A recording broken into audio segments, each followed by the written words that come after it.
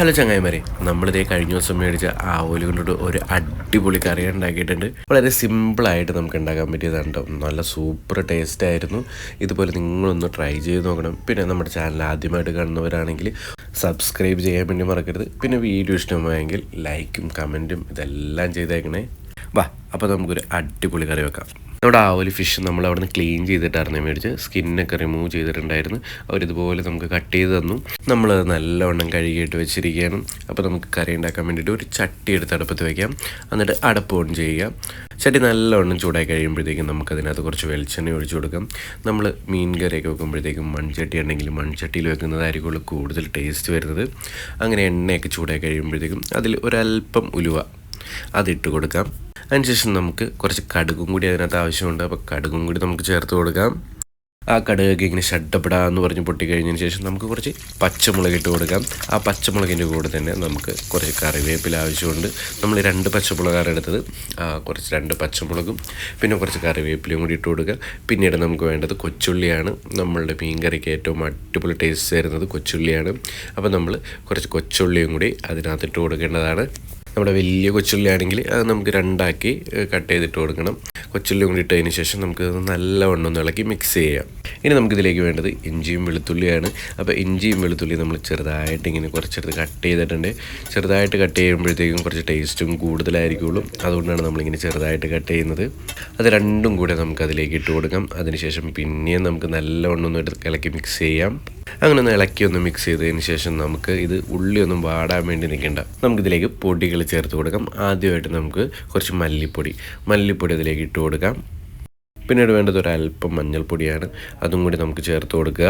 പിന്നീട് നമുക്ക് വേണ്ടത് മുളക് പൊടിയാണ്. നമ്മളിവിടെ എടുക്കുന്നത് കാശ്മീരി മുളക് പൊടിയാണ്. നമ്മളിവിടെ എരിവെള്ള മുളക് പൊടി ഇടുന്നില്ല. കാരണം നമ്മൾ 2 പച്ചമുളക് ഇട്ടിട്ടുണ്ട്. ആ പച്ചമുളകിന് നല്ല എരിവാണ്. അപ്പോൾ അതുകൊണ്ട് കാശ്മീരി മുളക് പൊടി മാത്രമാണ് നമ്മളിവിടെ യൂസ് ചെയ്യുന്നത്. ഇപ്പോൾ ആർക്കെങ്കിലും എരിവ് കൂടുതൽ വേണമെന്നുണ്ടെങ്കിൽ അതല്ലെങ്കിൽ പച്ചമുളകിന് എരിവ് കുറവാണെന്നുണ്ടെങ്കിൽ നിങ്ങൾക്ക് നോർമൽ മുളക് പൊടിയും ചേർക്കാവുന്നതാണ്. അതിനുശേഷം നമുക്കിതൊന്ന് നല്ലവണ്ണം ഇളക്കി മിക്സ് ചെയ്യണം.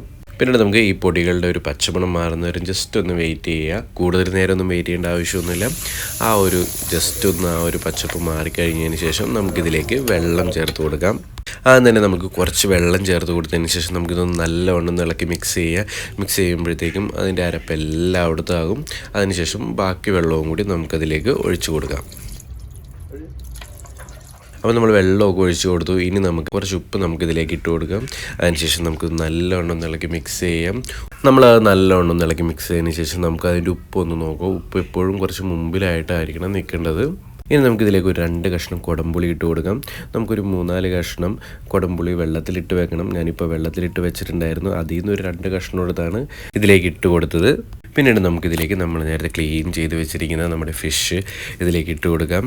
നമ്മുടെ ആ ചാറിങ്ങനെ തിളക്കുന്ന വരെയൊന്നും നമ്മൾ വെയിറ്റ് ചെയ്യേണ്ട ആവശ്യമില്ല. തിള വരുന്നതിന് മുമ്പ് തന്നെ നമുക്കതിലേക്ക് മീൻ ഇട്ട് കൊടുക്കാം. നമ്മൾ മീൻ കറി വെക്കുമ്പോഴത്തേക്ക് എപ്പോഴും നമ്മുടെ ഫിഷ് വെള്ളത്തിൽ മുങ്ങിക്കിടക്കണം. എന്നാൽ മാത്രമേ നമ്മുടെ അരപ്പൊക്കെ എല്ലായിടത്തും പിടിക്കുകയുള്ളൂ. പിന്നെ അതുപോലെ തന്നെ മീൻ നല്ലവണ്ണം വേവുകയുള്ളൂ. അപ്പോൾ നമ്മൾ മീനൊക്കെ ഇട്ട് കൊടുത്തിട്ടുണ്ട്. അതിനുശേഷം നമുക്കൊന്ന് നല്ലവണ്ണം ഒന്ന് ഇളക്കി മിക്സ് ചെയ്യുക. ഇപ്പം നമുക്ക് സ്പൂൺ ഉപയോഗിച്ച് മിക്സ് ചെയ്യണതിന് കുഴപ്പമില്ല. കാരണം മീൻ വെന്ത് കഴിഞ്ഞ് കഴിഞ്ഞാൽ നമ്മൾ സ്പൂൺ ഉപയോഗിച്ച് കഴിഞ്ഞാൽ ചിലപ്പോൾ പൊടിഞ്ഞു പോകും. ഇപ്പം നമ്മൾ നല്ലവണ്ണം ഇത് മിക്സ് ചെയ്ത് വെച്ചിട്ടുണ്ട്. നമ്മുടെ മീനെല്ലാം ആവശ്യത്തിന് മുങ്ങിയും കിടപ്പുന്നുണ്ട്. ഇനി നമുക്ക് നമ്മൾ നേരത്തെ എടുത്ത് വെച്ചിരിക്കുന്ന ഒരു പുളി, നേരത്തെ ഒരു 2 കഷ്ണം പുളിയാണ് ഇട്ട് കൊടുത്തത്. ഇനിയും ഒരു 2 കഷ്ണം കൂടിയുണ്ട്. ഒരു വെള്ളത്തിലിട്ട് വെച്ചിരിക്കുന്നതായിരുന്നു. അപ്പോൾ അത് നമുക്ക് ഇതിലേക്ക് ഇട്ട് കൊടുക്കാം.